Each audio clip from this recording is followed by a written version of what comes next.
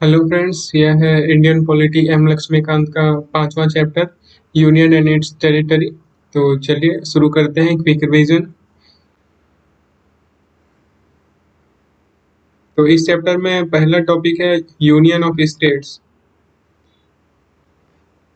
यह जो है यूनियन और स्टेट्स का जो भी कॉन्सेप्ट है, यह हमारे कॉन्स्टिट्यूशन के पार्ट 1 में यानी पहले ही पार्ट में आर्टिकल 1 से लेकर के 4 तक में दिया गया है। तो आर्टिकल 1 कहता है India that is Bharat shall be a union of state. ठीक है, यह क्या कहता है? इंडिया को एक यूनियन है, स्टेट का एक यूनियन है। तो चलिए देखते हैं आखिर ये यूनियन क्या होता है, फेडरेशन क्या होता है और क्वासी फेडरेशन क्या होता है। यूनियन कहने का मतलब है कि अगर कोई भी टेरिटरी है या स्टेट है कि यूनियन में शामिल हो जाता है। जिस तरह से हम लोग जानते हैं एक सेंट्रल गवर्नमेंट होती है और एक स्टेट गवर्नमेंट होती है। अगर इंडिया में देखें तो इंडिया एक यूनियन है। तो इसका कहने का मतलब है, देखिए, Indian federation is not a result of an agreement among the states. यानी कि इंडिया का जो फेडरेशन है, कई सारे स्टेट्स मिल करके जो इंडिया को बनाए हुए हैं, इस चीज को फेडरेशन कहते हैं।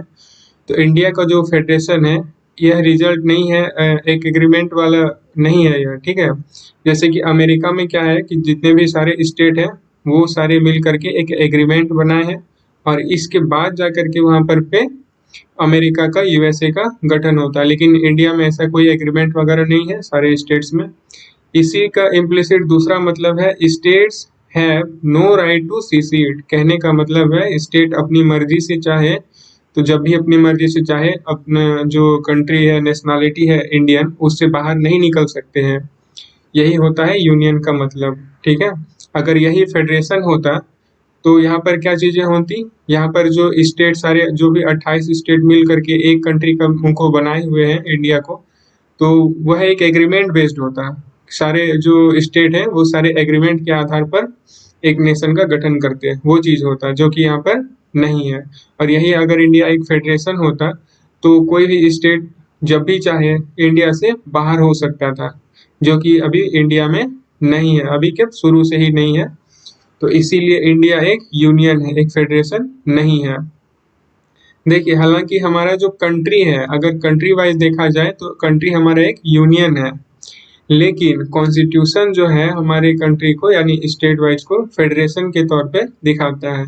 तो हमारा जो एक नेशन है वह एक यूनिक फीचर है के साथ आता है, यानी कि इसमें यूनियन के भी फीचर्स हैं और फेडरेशन के भी फीचर हैं। इसीलिए हमारा जो देश है भारत जो है वह पूरी तरह से यूनियन भी नहीं है और पूरी तरह से फेडरेशन भी नहीं है। यह क्या है? क्वासी फेडरेशन है, यानी कि दोनों का मिक्सचर। ठीक है, best of the both quasi federation है। तो चलिए अगला है इसमें टेरिटरी। टेरिटरी क्या होता है? देखिए, टेरिटरी, तीन तरह के टेरिटरीज को मतलब कॉन्स्टिट्यूशन रिकॉग्नाइज करता है कि टेरिटरी ऑफ स्टेट, जो स्टेट की जो टेरिटरी है, टेरिटरी मतलब जोग्राफिकल एरिया, जोग्राफिकल एरिया को टेरिटरी कहते हैं। तो जो स्टेट्स है जैसे पंजाब, हरियाणा, राजस्थान, यूपी, ये सारे जो स्टेट है, ये टेरिटरी ऑफ स्टेट्स। दूसरा है यूनियन टेरिटरीज, जो सेंट्रल गवर्नमेंट की जो टेरिटरीज है, जैसे कुछ पर्टिकुलर सेंट्रल गवर्नमेंट के दमन एवं दीव हो गए। ठीक है, और अभी फिलहाल जम्मू कश्मीर और लद्दाख जो रिसेंटली यूनियन टेरिटरीज बने हैं ये। और तीसरे तरह के होते हैं acquired territory by government of India. ये क्या होते हैं कि गवर्नमेंट ऑफ इंडिया को यह पावर या अथॉरिटी है कि वह जब भी चाहे, तो अगर कोई ऐसा कंट्री जो कि इंडिया से बाहर हो, ऑब्वियसली अगर वो इंडिया में शामिल होना चाहता हो तो इंडिया उसको अपने अंदर शामिल कर सकता है। यानी कि यह एक्वायर्ड टेरिटरी हो गया गवर्नमेंट ऑफ इंडिया, ये बाहरी कंट्री है। ठीक है, तो एक्विजिशन जो होता है तीन तरह से होता है। एक है सीसीजन, सीसीजन। ठीक है, इसके कहने का मतलब है कि यह ट्रीटी बेस्ड होगा या फिर परचेजिंग होगा, गिफ्ट होगा, लीज होगा या प्लेबिसाइट होगा। प्लेबिसाइट के बारे में हमने पिछले क्लास में डिस्कस किया था। तो सेशन का यही मतलब होता है। और दूसरा है ऑक्यूपेशन बेस्ड एक्वायर्ड टेरिटरी, मतलब अगर कोई लैंड है, कोई टेरिटरी है जो अभी तक अनऑक्यूपाइड है, यानी उस पर किसी का अधिकार नहीं है, किसी का कब्जा नहीं है, तो इंडिया चाहे तो उस पर कब्जा करके अपनी कंट्री में यूनियन में शामिल कर सकती है, वह चीज़ है। और तीसरा है कॉन्क्वेस्ट या सब्जुगेशन, अगर कोई वॉर होता है तो उसमें अगर इंडिया जीतती है, ठीक है, कॉन्क्वेस्ट करती है, तो फिर वो टेरिटरी को इंडिया में इंडियन यूनियन में शामिल कर सकती है। ये सारी तीन तरीके थे एक्वायर्ड टेरिटरी के। तो इस तरह से देखें तो टेरिटरी जो है वह एक ब्रॉडर एस्पेक्ट है, और in compare to union, territory का जो कॉन्सेप्ट है वह क्या है, ज्यादा बड़ा है कॉन्सेप्ट से, यूनियन के कॉन्सेप्ट से, ठीक है। कुछ एक्वायर्ड टेरिटरी के एग्जांपल्स यहाँ पर दिए गए हैं बुक में, जैसे दादरा नगर हवेली और दमन एवं दीव जो अभी यूनियन टेरिटरीज है, ये एक्वायर्ड यूनियन टेरिटरीज है, ठीक है। उसी तरह से दूसरे हैं पुदुचेरी और सिक्किम, ये सब पहले अलग अलग जो कंट्रीज थे। इंडिया हालांकि पहले आप लोग जानते हैं कई सारे कंट्रीज आकर के यहाँ पर अपना हुकूमत चलाए थे, तो वो यहाँ पर राज करते थे इंडिया के आज़ादी के बाद तक। तो उसके बहुत ही बाद में इंडिया जो है इन सभी को एक्वायर्ड किया अलग अलग तरीकों से, जो इस चैप्टर में आखिरी के सब टॉपिक में दिया गया है। तो चलिए इसमें देखते हैं। पहला शेड्यूल, फर्स्ट शेड्यूल इंडिया का जो कॉन्स्टिट्यूशन है उसमें 28 स्टेट और 8 यूनियन टेरिटरी जो अभी हाल में है, तो उसी का नाम का जिक्र होता है। और इसमें क्या है कि स्पेशल प्रोविजंस दिया गया है, कुछ स्टेट और यूनियन टेरिटरी से रिलेटेड स्पेशल प्रोविजन पार्ट 21 में। और इसी तरह से फिफ्थ शेड्यूल जो है शेड्यूल्ड एरियाज के बारे में है, और सिक्स शेड्यूल जो है ट्राइबल एरियाज के एडमिनिस्ट्रेशन के बारे में है, जो कि अलग से है, स्पेशल प्रोविजंस है। फिर है आर्टिकल 2, अभी हमने देखा आर्टिकल 1। आर्टिकल 1 ये रहा, वो कहता आर्टिकल 1 कहता है इंडिया डैट इज भारत, यानी कि भारत के दो नाम है, भारत भी और इंडिया भी, और दोनों ही ऑफिशियल हैं। शैल बी, यानी कि यह एक मैंडेटरी शो करता है, ऑब्लिगेशन शो करता है कि यही होगा, यह डिटरमाइंड है, इसको चेंज नहीं किया जा सकता है। और यूनियन ऑफ स्टेट्स, यानी कि कई सारे स्टेट्स का एक यूनियन होगा, और यूनियन होने का दो मतलब अभी हमने देखा कि यह एक एग्रीमेंट बेस्ड नहीं है, और दूसरा कोई भी स्टेट इंडिया को छोड़ करके अपनी मर्जी से नहीं जा सकते हैं। यह था आर्टिकल 1। चलिए अब आर्टिकल 2 पर आते हैं। आर्टिकल 2 क्या कहता है कि आर्टिकल 2 पावर देता है पार्लियामेंट को, it's empower the parliament to admit into union from existing state. और फिर दूसरा है कि इस्टेब्लिश अ न्यू स्टेट, कहने का मतलब है कि कोई स्टेट को एडमिट करना, किसमें, इंडियन यूनियन में, यानी कि किसी चीज का एडमिशन कब होता है, अगर वो चीज पहले से एग्जिस्ट कर रहा हो, यानी कि कोई स्टेट है। यह जो देखिए यह आर्टिकल 2 जो है, यह एडमिशन और इस्टेब्लिशमेंट उन स्टेट की बात करता है जो इंडियन यूनियन या इंडियन टेरिटरी के बाहर हो, और वो फॉरेन कंट्री के स्टेट्स हो, यानी फॉरेन स्टेट्स हो, ठीक है। तो वो फॉरेन स्टेट्स जो पहले से ही एग्जिस्ट कर रहे हो, कल को जा करके अगर फॉर एग्जांपल अगर कोई कंट्री है, मैं नाम नहीं लेना चाहता, कोई कंट्री ए है इंडिया के बाहर, वो अगर इंडिया में शामिल होना चाहता है तो इसके थ्रू शामिल होगा, एडमिशन के through, admit into union from existing state, ठीक है। अब आगे जा करके अगर कोई लैंड है जो कि मतलब खाली पड़ा हुआ है, और इंडिया उसको नया बनाना चाहता है, या कुछ अपना मिला करके एक नया इस्टेब्लिश करना चाहता है स्टेट को, कुछ फॉरेन टेरिटरीज और यूनियन टेरिटरीज ऑफ इंडिया को मिला के, तो इस्टेब्लिशमेंट हो जाएगा। ये सारे फॉरेन कंट्री से थे। अब आगे है अगला topic, parliament's power to reorganise the state, यानी कि स्टेट को रीऑर्गेनाइज करने का पावर किसके हाथों में है, तो पार्लियामेंट के पावर में है। देखिए रीऑर्गेनाइजेशन ऑफ स्टेट इंटरनली भी होता है और एक्सटर्नली भी होता है। इंटरनली कहने का मतलब है अगर कोई स्टेट है, पर्टिकुलर कोई स्टेट, मान लीजिए यूपी है, उसके सारे जो जिले हैं, उस जिले के जो सब डिविजन्स या जो भी है, इन सब चीज को अगर अल्टरेशन करना हो, रीऑर्गेनाइजेशन करना हो, तो स्टेट गवर्नमेंट करती है। और अगर इंडिया में बहुत सारे स्टेट्स हैं, 28 स्टेट्स हैं, और फिर 8 यूटीज हैं, इन सबको अगर रीऑर्गेनाइज करना हो किसी भी फॉर्म में, किसी भी तरीके से, तो इनका जो पावर है, इसकी जो अथॉरिटी है, किसके हाथों में, या सेंट्रल गवर्नमेंट के हाथों में है। तो आर्टिकल 3 कहता है कि यह मतलब बताता है पार्लियामेंट्स का जो पावर है कि किस तरह से यह स्टेट को रीऑर्गेनाइज कर सकता है, या रीऑर्गेनाइज कर सकता है या कर सकती है फॉर्मिंग अ न्यू स्टेट, यानी नए स्टेट को बनाने के तरीके से, बनाने के लिए, ठीक है, बाय सेपरेटिंग। सेपरेटिंग यानी कि दो या दो से अधिक स्टेट, सॉरी, यदि एक स्टेट है तो उसको सेपरेट करके दो या दो से अधिक स्टेट में बना देना। जैसे कि अभी तक बहुत सारे एग्जांपल्स हुए हैं, जैसे हाल ही में अभी जम्मू और कश्मीर एक स्टेट थे, उसको सेपरेट करके दो यूनियन टेरिटरीज बना दिया गया। या फिर बाय यूनाइटिंग टू और मोर स्टेट्स ऑब्वियसली, और कई दो या दो से अधिक स्टेट्स हैं या उनके कुछ एक पर्टिकुलर एरियाज है, अगर पूरे स्टेट ना भी हो तो भी उनको अगर गवर्नमेंट, सेंट्रल गवर्नमेंट चाहे तो मिला करके कोई एक नया स्टेट बना सकती है। फिर दूसरा है एरिया। यहाँ पर एरिया मतलब अल्टरेशन ऑफ एरिया, किसी भी तरह से किसी स्टेट का एरिया को बढ़ा सकती है, किसी स्टेट के एरिया को घटा सकती है। इसी तरह से बाउंड्री, एरिया घटेगा या बढ़ेगा तो बाउंड्री भी घटेगी बढ़ेगी। और या फिर इसका अगला है कि नेम, किसी भी यूनियन टेरिटरीज या फिर स्टेट के नाम में कोई भी बदलाव करने का जो अथॉरिटी है वह स्टेट गवर्नमेंट के हाथों में नहीं होती है, वह है सेंट्रल गवर्नमेंट के हाथों में। और यह आर्टिकल 3 कहता है। और सेंट्रल गवर्नमेंट जब भी चाहे इन सारे चीज़ों में बदलाव कर सकती है, यानी कि न्यू स्टेट को फॉर्मेशन करना हुआ, एरिया को मतलब अल्ट्रेशन करना हुआ, बाउंड्री या फिर नेम को चेंज करना हुआ। तो इसके लिए दो कंडीशंस हैं। आर्टिकल 3 अभी हम पढ़ रहे हैं, इसके अंदर दो कंडीशंस है। इन केस ऑफ स्टेट, देखिए दो कंडीशन जो है यह स्टेट्स के लिए ही है, यूटीज के लिए ये कंडीशन अप्लाई नहीं होते, क्योंकि यूटीज के लिए सॉलिटरी पावर यूनियन गवर्नमेंट के हाथ में होती है, वो जब चाहे अपनी मर्जी से डिसीजन ले सकती है। लेकिन जब बात स्टेट्स की आती है तो स्टेट एक फेडरेशन, जैसा कि अभी हमने देखा था कॉन्स्टिट्यूशन जो है स्टेट्स को क्या कहता है, फेडरेशन के तौर पे, देखिए फेडरेशन के तौर पे कॉन्स्टिट्यूशन रिकॉग्नाइज करता है इंडिया को। तो इसीलिए जब बात स्टेट की आती है तो कुछ दो स्पेशल कंडीशंस हैं कि देखिए इसके पहले एक यह शर्त है कि यह जो बिल गवर्नमेंट लाएगी इन सब चीज़ों में बदलाव के लिए, तो है गवर्नमेंट बिल होना चाहिए। गवर्नमेंट बिल कहने का मतलब है कि देखिए पार्लियामेंट में कोई बिल अगर आता है तो वह या तो गवर्नमेंट बिल होता है या फिर वो प्राइवेट बिल होता है।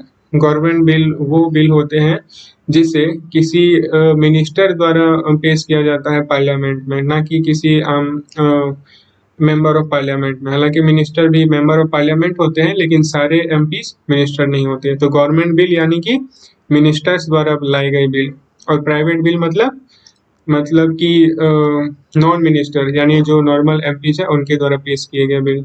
तो यह जो कंडीशन अभी हम लोग देख रहे हैं आर्टिकल 3 में, पहला कंडीशन है कि prior recommendation of president is mandatory, यानी कि बिल को पार्लियामेंट में पेश करने से पहले प्रेसिडेंट से पहले जा करके प्रायर रिकमेंडेशन की अनुमति लेनी होती है कि चलिए हम जा रहे हैं इस टॉपिक पर बिल लाने के लिए, यानी से उनसे बात करना होता है अगर इनफॉर्मली देखा जाए तो। फिर दूसरा है इसमें है कि referring to state legislature before presenting into parliament. देखिए यहाँ पर दूसरा कंडीशन है कि जब गवर्नमेंट है या कोई मिनिस्टर है कोई बिल लाने जा रही है तो वो सबसे पहले प्रेसिडेंट के पास जाएगी थ्रू प्राइम मिनिस्टर ऑब्वियसली, कि यह बिल लाया जाना है, इसे ला रहे हैं गवर्नमेंट। और दूसरा जो प्रेसिडेंट है वह इस बिल को, अगर इस बिल में अपनी सहमति जताती है तो वह सीधे पार्लियामेंट में ना इसको पेश करके पहले जो है जो कंसर्निंग स्टेट है, जिस स्टेट के बाउंड्री, नेम, एरिया या फिर किसी स्टेट के पर्टिकुलर एरिया को चेंज करना हो तो उस स्टेट से जाकर के उस स्टेट में जाकर के इस बिल को देती है कि देख लीजिए आपके क्षेत्र में या आपकी जो भी है अथॉरिटी वहाँ पर कुछ चेंजेस लाने हैं, तो आप कंसर्निंग स्टेट है तो आप क्या सोचते हैं इस बारे में, अपना रिकमेंडेशन दीजिए। हालांकि अगर स्टेट कुछ भी रिकमेंडेशन दे, अगर कोई बिल पेश होता है किसी भी लेजिस्लेचर में, तो वहाँ पर क्या क्या संभावनाएं होती है कि लेजिस्लेचर उस बिल को पास कर दे, या फिर लेजिस्लेचर उस बिल को रिजेक्ट कर दे, या फिर उसमें कुछ अमेंडमेंट कर करके रिटर्न कर दे, या फिर क्या उसको विथहोल्ड कर दे, यानी कि कुछ नहीं करना, उसको अपने पॉकेट में रख लेना। तो स्टेट गवर्नमेंट चाहे कुछ भी कर ले, वह बिल एक पर्टिकुलर टाइम पीरियड के बाद रिकंसिडर ऑटोमेटिक हो जाता है प्रेसिडेंट को और प्रेसिडेंट उस बिल को फिर पार्लियामेंट में पेश कर ही देती है। इस तरह से अगर कुछ रिकमेंडेशंस आती भी है स्टेट गवर्नमेंट के तरफ से, तो वह रिकमेंडेशन बाइंडिंग नहीं होती है सेंट्रल गवर्नमेंट पे कि यह बात मानना ही पड़ेगा। सेंट्रल गवर्नमेंट अपनी मर्जी से काम करती है। इस तरह से territorial integrity of any state is not guaranteed by the constitution, और कॉन्स्टिट्यूशन भी है जो टेरिटोरियल यानी जोग्राफिकल इंटीग्रिटी है किसकी, स्टेट की, ना कि यूनियन की, यह जो है इसको गारंटी नहीं देती है कॉन्स्टिट्यूशन की। कोई भी स्टेट कभी भी बन सकती है या फिर डेमोलिश हो सकती है, इस बात को कॉन्स्टिट्यूशन भी रिकॉग्नाइज करती है। इसीलिए इंडिया क्या है, India is an indestructible union of destructible state, यानी कि इंडिया क्या है, एक यूनियन है। किस तरह का यूनियन, इनडिस्ट्रक्टेबल, जिसको खत्म नहीं किया जा सकता हो। यूनियन तो इस तरह का है, लेकिन जो ये यूनियन बना है स्टेट से, वह स्टेट क्या है, डिस्ट्रक्टेबल है। इसके उल्टे अगर अमेरिका में देखें तो यूएसए में क्या है, इनडिस्ट्रक्टेबल यूनियन है विथ इंडिस्ट्रक्टेबल स्टेट्स, क्योंकि वहां पर यूनियन का कॉन्सेप्ट, तो वहां पर क्वासी फेडरलिज्म नहीं है, वहां पर प्योर फेडरलिज्म है। इसीलिए अगला है इसमें आर्टिकल 4। आर्टिकल 4 कहता है, सिंपल शब्दों में देखिए, कॉन्स्टिट्यूशन में आर्टिकल 4 बहुत ही कॉम्प्लिकेटेड लैंग्वेज में लिखा गया है, लेकिन यहाँ पर मैं बताता हूँ बहुत ही सिंपल लैंग्वेज में क्या इसका मतलब होता है। कोई भी लॉ अगर गवर्नमेंट बनाती है किसके अंदर, तो आर्टिकल 2 और 3 के अंदर, ठीक है। ये आर्टिकल 4 पढ़ रहे हैं, इसके पहले हमने 3 पढ़ा, इसके पहले हमने 2 पढ़ा था। तो आर्टिकल 2 और 3 के अंदर कोई अगर गवर्नमेंट चेंज करना चाहती है या कोई लॉ लाती है इससे रिलेटेड, तो इस लॉ को जो है कॉन्स्टिट्यूशनल अमेंडमेंट आर्टिकल 368 के तहत नहीं रिकॉग्नाइज किया जाएगा। देखिए आर्टिकल 368 जो है यह कॉन्स्टिट्यूशन के अमेंडमेंट से रिलेटेड है। कॉन्स्टिट्यूशन यानी पूरे कॉन्स्टिट्यूशन के अमेंडमेंट के लिए होता है आर्टिकल 368। पूरे कॉन्स्टिट्यूशन में किसी भी प्रोविजन को अगर चेंज करना हुआ तो इसके लिए क्या है कि स्पेशल मेजोरिटी का प्रोविजन है। तो स्पेशल मेजोरिटी कहने का मतलब है कि यानी कि जो भी पार्लियामेंट में जितने भी मेंबर हैं किसी एक पर्टिकुलर, किसी एक हाउस में, अपर हाउस या फिर लोअर हाउस में, उसमें जो है 2/3 यानी 2/3 मेंबर की सहमति होना नेसेसरी होता है। और सिंपल मेजोरिटी कहने का मतलब होता है 50% + 1, सिंपल वर्ड्स में, यानी कि आधे से अधिक जो प्रेजेंट लोग हैं, आधे से अधिक लोग अगर चाहते हैं तो वह हाँ है या फिर नहीं है। तो यह जो है आर्टिकल 4, यह क्या कहता है, आर्टिकल 4 कहता है कि जो भी लॉ आर्टिकल 2 या 3 से रिलेटेड गवर्नमेंट लाने वाली है, बनाने जा रही है, वह कॉन्स्टिट्यूशनल अमेंडमेंट के तहत मतलब एक अमेंडमेंट नहीं समझा जाएगा। यानी कि सिंपल वर्ड में उसमें स्पेशल मेजोरिटी की जरूरत नहीं है और यह एक कॉन्स्टिट्यूशनल अमेंडमेंट नहीं कहा जाएगा इसको। यह क्या है, एक सिंपल वर्क है, सिंपल मेजोरिटी के तहत आर्टिकल 4 कहता है वह सिंपल मेजोरिटी होनी चाहिए और जो भी लॉ लानी जा रही है वह पास हो जाएगी। फिर अगला है टॉपिक इसमें, डज पावर ऑफ पार्लियामेंट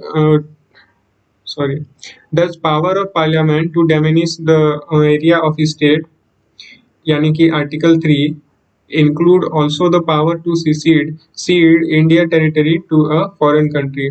कहने का मतलब है कि पार्लियामेंट के पास जो पावर है किसी स्टेट को खत्म कर देने की, वह आर्टिकल 3 के अंदर है।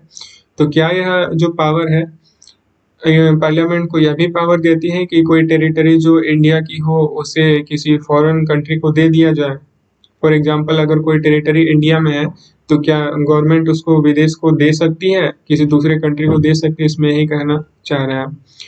तो इसमें बहुत ही फेमस एक केस हुआ, बेरूबारी यूनियन केस, जिसमें सुप्रीम कोर्ट ने कहा हाँ कि हाँ यह पॉसिबल है, लेकिन सुप्रीम कोर्ट ने इसका जो है एक्सप्लेनेशन कुछ इस तरह दिया कि आर्टिकल 3 जो है यह it does not cover session of Indian territory, यानी कि आर्टिकल 3 जो है इंडियन टेरिटरी के सेशन को नहीं कवर करता है। इसीलिए यहाँ पर जो केस हमने पढ़ा यह सेशन का केस है कि कोई टेरिटरी जो है इंडिया से बाहर जा रही है और आर्टिकल 3 इस चीज को कवर नहीं करता, तो इसे आर्टिकल 3 के अंतर्गत नहीं देखा जाएगा। जो आर्टिकल 3 और 2 अभी हमने पढ़ा था, आर्टिकल 4 में सिंपल मेजोरिटी के तहत लॉ पास होते थे, इसीलिए चूंकि सेशन ही नहीं है आर्टिकल 3 में, इसीलिए यह सिंपल मेजोरिटी में नहीं हो सकती, यानी आर्टिकल 4 के तहत अमेंड नहीं हो सकते, यानी कि यह बिल आर्टिकल 4 के तहत पास नहीं हो सकता। तो इसके लिए क्या प्रावधान है?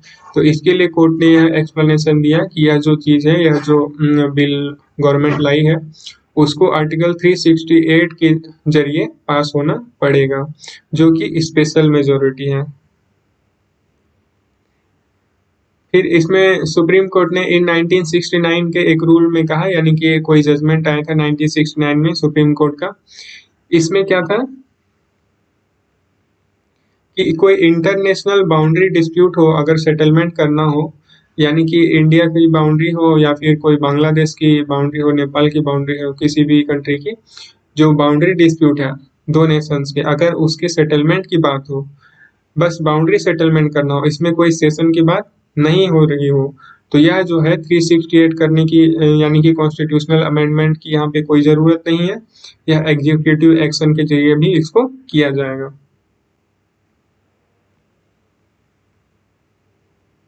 चलिए, तो फिर अगला टॉपिक है इस चैप्टर में, exchange of territories with Bangladesh. Bangladesh के साथ हमारे कंट्री का जो टेरिटरीज है, एक्सचेंज किस तरह से हुआ है हिस्ट्री में। तो 100 अमेंडमेंट एक्ट 2015 में क्या हुआ कि इंडियन इनक्लेव जो है और बांग्लादेशी इनक्लेव के बीच एक्सचेंज होता है। देखिए, इनक्लेव उसको कहते हैं किसी एक पर्टिकुलर नेशन के अंदर किसी दूसरे नेशन की टेरिटरी हो तो उसको एनक्लेव कहते हैं। मान लीजिए इंडिया के अंदर अगर कोई एक ऐसा एरिया हो जिस जो बांग्लादेश की हो, तो उस एरिया को कहेंगे एनक्लेव। सेम चीज इसी तरह इधर भी है बांग्लादेश में, कि बांग्लादेशी टेरिटरी के अंदर बाउंड्री जो है बांग्लादेश की है, जो एक्सटीरियर बाउंड्री है, लेकिन उसके अंदर ही कहीं पर जो है इंडियन नेशन हो, यानी कि छोटा सा एरिया हो, वो इंडियन लोगों का हो, वहाँ पे इंडियन नेशनलिटी चल रहा हो, तो उसको एनक्लेव कहते हैं। तो देखिए, 100 अमेंडमेंट एक्ट 2015 में क्या हुआ कि इंडियन एनक्लेव 111, ठीक है, बांग्लादेश गवर्नमेंट को सौंपे गए, और एनक्लेव जो है 51 इंडिया को सौंपे गए, बांग्लादेशी इनक्लेव। और फिर आगे इसमें तीसरी चीज थी कि ये दो चीज हो गए, और ये डिमार्केशन की बात हो रही है कि कुछ अनडिमार्केटेड बाउंड्री बच गया था जो 6.1 किलोमीटर बॉर्डर की थी, तो इसको डिमार्केशन करने की बात की जा रही थी, जो कि पॉसिबल नहीं हो पाई उस टाइम, क्योंकि ये जो बाउंड्री है यह असम, वेस्ट बंगाल, मेघालय और त्रिपुरा से लगती है, ठीक है। तो ये जो सारे स्टेट्स है, इनको कहाँ मेंशन किया गया? फर्स्ट शेड्यूल में। देखिए, रेड क्लिफ अवार्ड 1947 में आई, उसके बाद नेहरू नून एग्रीमेंट हुआ 1958 में। इसी एग्रीमेंट के तहत बेरूबारी यूनियन का जो मामला था वो सामने आया, और उसमें सुप्रीम कोर्ट ने इस चीज़ को अपने सहमति दी। तो फिर 9th अमेंडमेंट एक्ट 1916 में जाकर के जो बेरूबारी यूनियन था जो इंडियन में था और वह बांग्लादेशी एनक्लेव था, तो उसको जो है बांग्लादेश को दिया गया। फिर उसके बाद 16 मई 1974 को न्यू एग्रीमेंट होता है फॉर डिमार्केशन ऑफ बाउंड्री। देखिए, ये जो डिमार्केशन वाली बात थी अभी तक सॉल्व नहीं हो पाई थी। फिर 16 में 1974 को फिर एक न्यू एग्रीमेंट होता है इस चीज़ के लिए। तो इसमें यह बात बाहर आती है कि इसके लिए तो कॉन्स्टिट्यूशनल अमेंडमेंट की जरूरत पड़ेगी, ठीक है। तो फिर आगे जाकर के अमेंडमेंट होता है कॉन्स्टिट्यूशन, और 6 सितंबर 2011 में एक प्रोटोकॉल साइन होता है with support of Assam, Meghalaya, Tripura और वेस्ट बंगाल, क्योंकि इनकी बाउंड्री लगती थी डिमार्केट एरिया से जहाँ डिमार्केशन किया जाना था। फिर इसमें अगला टॉपिक है evolution of states and union territories, यानी कि इंडिया की आज़ादी के बाद किस तरह से इवोल्यूशन हुआ स्टेट्स और यूनियन टेरिटरीज का। तो at the time of independence India के पास दो टाइप के यानी कि टेरिटरीज थे, एक ब्रिटिश प्रोविंस और दूसरा प्रिंसली स्टेट्स। ब्रिटिश प्रोविंस कहने का मतलब ऐसा क्षेत्र, ऐसा प्रोविंस जहां पर जो है ब्रिटिशर्स का डायरेक्ट रूल चलता था, और प्रिंसली स्टेट्स कहने का मतलब है कि वे टेरिटरीज या वे राज्य छोटे छोटे जहाँ पर जो नेटिव प्रिंसेस थे, रजवाड़े थे, राजा महाराजा और युवराज, वे वहाँ पर शासन करते थे, लेकिन वे किसके अंदर थे? वे ब्रिटिश क्राउन के अंदर ही वहाँ पर शासन करते थे। तो at the time of independence India had 552 princely states. India के पास 552 प्रिंसली स्टेट्स थे इंडिया में। तो जब आज़ादी मिली तो वहाँ पर इन प्रिंसली स्टेट्स के पास तीन ऑप्शन आए, या तो वे इंडिया को ज्वाइन कर ले, या तो वे पाकिस्तान को ज्वाइन कर ले और या फिर वे खुद ही इंडिपेंडेंट होकर के रहें। तो देखिए, आउट ऑफ 552 549 जो भी प्रिंसली स्टेट्स है उन्होंने इंडिया में शामिल हो गया, वे इंडिया को ज्वाइन कर गए। बाकी बच गए इंडिया में 3, ये थे हैदराबाद, जूनागढ़ और जम्मू कश्मीर। हैदराबाद में पुलिस एक्शन के जरिए जो है इसको इंडियन यूनियन में शामिल किया गया। जूनागढ़ में रेफरेंडम के जरिए, रेफरेंडम पिछले क्लास में हमने देखा था, रेफरेंडम को अच्छे से समझा था।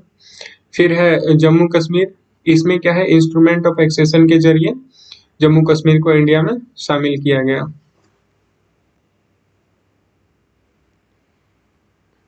1950 में 4 फोल्ड क्लासिफिकेशन चलती आ रही थी स्टेट्स की, यानी कि भारत में जितने भी स्टेट्स है उनको 4 कैटेगरी में बांट के रखा गया था।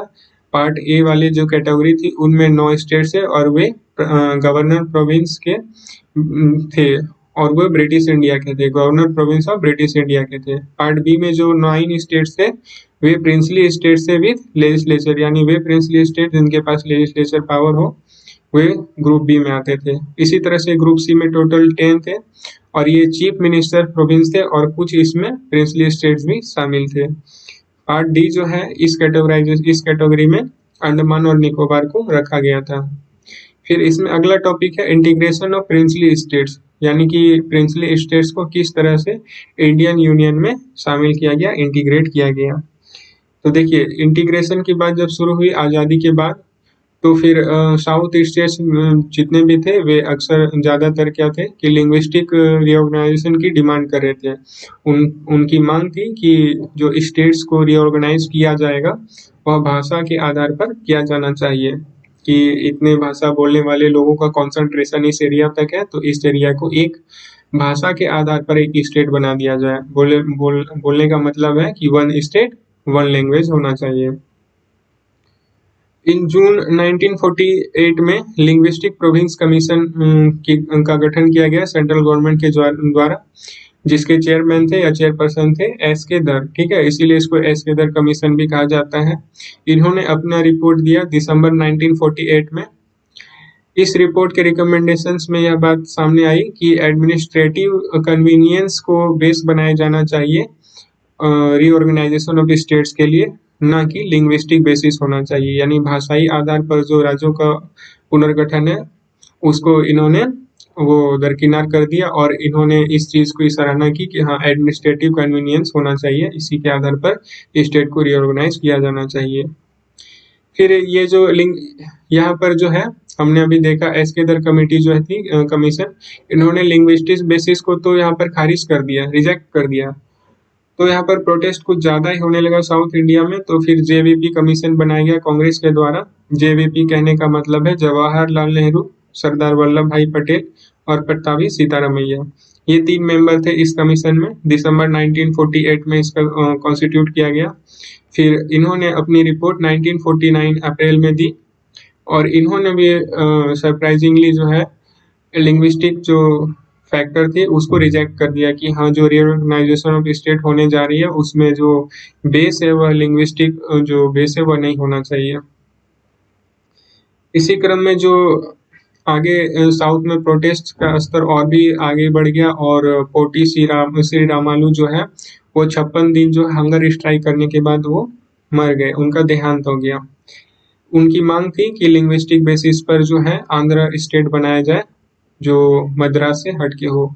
तो चूंकि उनकी मृत्यु हो गई और वो भी हंगर स्ट्राइक के चलते, तो इसीलिए आनंद फानन में बहुत ही जल्दीबाजी में आंध्र स्टेट को बनाया गया।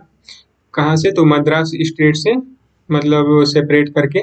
तो ये जो आंध्रा स्टेट है यह एक तेलुगु भाषी स्टेट है। देखिए यहाँ पर लैंग्वेज को लाया गया है कि लैंग्वेज तेलुगु बोलने वाले लोगों के लिए आंध्रा स्टेट, ये पहला स्टेट बना। इंडिया में पहला स्टेट जो भाषा के आधार पर बना वह आंध्रा स्टेट था।